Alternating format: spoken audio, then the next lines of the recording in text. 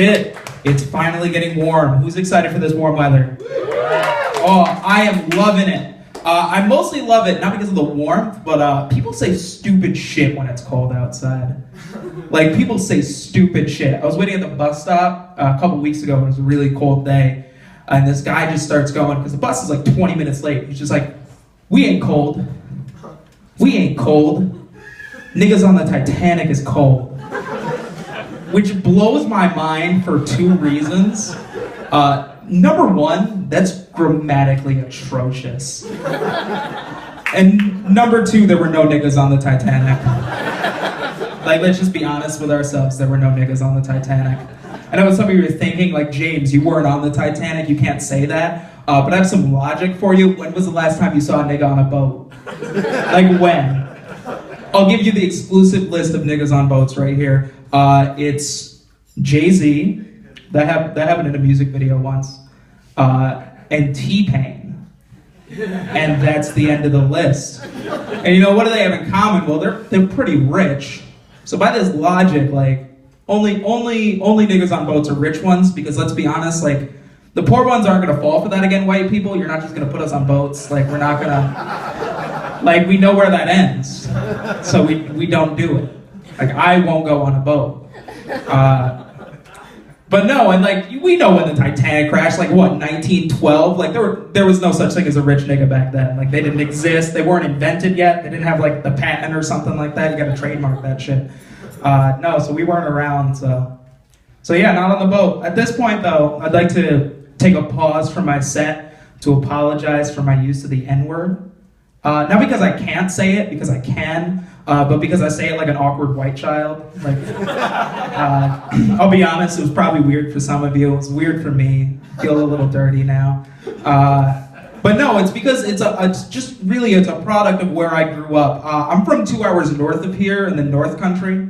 You know, where the number of brain cells and the number of teeth are very close and very small. You know, that's where I grew up. And I did an hour show there once, and I was making jokes about how growing up as the only black person in your area, you deal with like subtle bits of racism. And like I'm not saying I grew up in a racist area, but anytime I got invited to a bonfire, I'd go a few hours early to make sure there were no crosses burning in the yard. Like, I'm not saying I grew up in a racist area, but if a teacher said, let's play hangman, I'd hide under the desk just to be safe. Like, I'm not saying I grew up in a racist area, but I grew up in a fucking racist area is what I'm saying. So, just naturally, like, I made some of those jokes, and a lot of the crowd, they really liked it because they were like, wow, that's kind of true. But there were some people that actually kind of got a little mad that I made these jokes, and someone came up to me after the show, and they actually said to me, they were like, well, James, I really enjoyed your set, which was a lie. There was a lie at the start. And they said, I really enjoyed it because, you know, it was awesome, but what I did have a problem with is how you made jokes about us being racist, because, you know, we're not racist. Like, we've always treated you people good. Like look at how you turned out. And I don't know if you caught it, but there were 4 things wrong with that sentence. And I'll break it down. Number 1, she meant well. Grammatically atrocious again. Number 2, like, don't take credit for my success. Fuck you. Number 3, you can't say you people and I'm not racist in the same sentence. It doesn't work. And number 4, you have a Confederate flag bumper sticker. I'm gonna ignore everything you just said. But that's a serious thing in the North Country. I see Confederate flags all the time. And actually, I met a girl who has a Confederate flag phone case, which is crazy to me because, like, I didn't know the Confederacy existed long enough to make phones. Like, they have phone cases out. I guess that's how the South is going to rise again. That's right there. Phone cases, they take over your iPhone. It's going to be crazy. But no, so I called her out on it, and I said, do you know what that flag represents? And she goes, yeah, it represents my Southern style of hunting and fishing. And I was like, yes, hunting for rope and fishing for black people. That's what that flag stands for. And that's when she got a little mad at me for that. She was like, well, I just don't think you understand my Southern style. When I'm like, bitch, you live in the state of New York. But she was like, no, because because all I do is, hunting and fishing, and you don't understand hunting, and you definitely don't understand fishing. I kind of got a little upset. I was like, what do you mean I definitely don't understand fishing? Like, I've been fishing before. She's like, are you sure? I've never seen a nigga on a boat. It's true. We don't go on boats. But no, have you ever taken like a small problem in your life and blamed it on the most extreme thing you can think of? Like just the smallest inconvenience in your day, and you try to blame it on the world. I've done that, and I actually got myself into a little bit of trouble doing that once.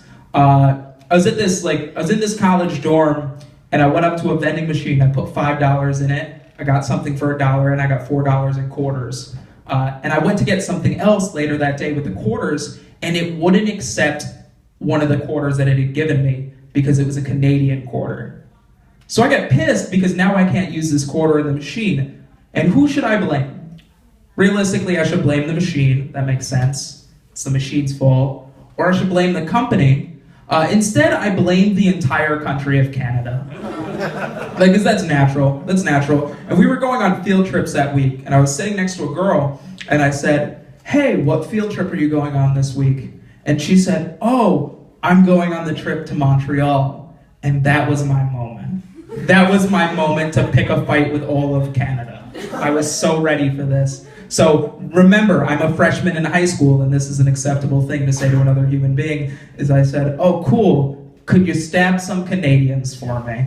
At which point, she looks at me and says, how dare you, I was born in Canada. Which blew my mind because she was Mexican. Like, I didn't know you could cross two borders. Like, I didn't know the rule. But because we were like a college prep group, you could go across the border just using your birth certificate. So she pulled out her birth certificate, and there it was, a Canadian birth certificate. So I stabbed her. Because I'm a man of my word. I'm a man of my word. I mean, I'm just hoping like that story doesn't go like all the way up to where like I'm getting a phone call from Donald Trump and he's like, hey, I heard you stabbed a Mexican. Do I have your support? I'd be like, no, I stabbed her because she's Canadian. Me and Ben Carson could have been the two Uncle Toms supporting him. It would have been great. No. But no, I just graduated from college last May, so you don't need to clap. It was a state school. But no, I studied journalism, which, that's basically an English major that gets a job. And one of the things I do a lot as a journalist is I read a lot of news articles. And a few years ago, I was reading up on, there was that whole bullying scandal in the NFL with the Miami Dolphins. But I misread the news article. I misread, the top of it. I thought it was an article about racist dolphins, racist dolphins in the sea, at SeaWorld. Not racist dolphins like Miami Dolphins. And I thought, I don't support racism. Just going to say that right off the bat. But if dolphins were racist, that'd be kind of adorable. We can't pretend it wouldn't be. Could you imagine that? A dolphin's just swimming with a white kid and a black kid, and the white kid turns around and the dolphin starts drowning the black kid. The parents get panicked, and the white dad runs out and grabs his kid and the black dad isn't there.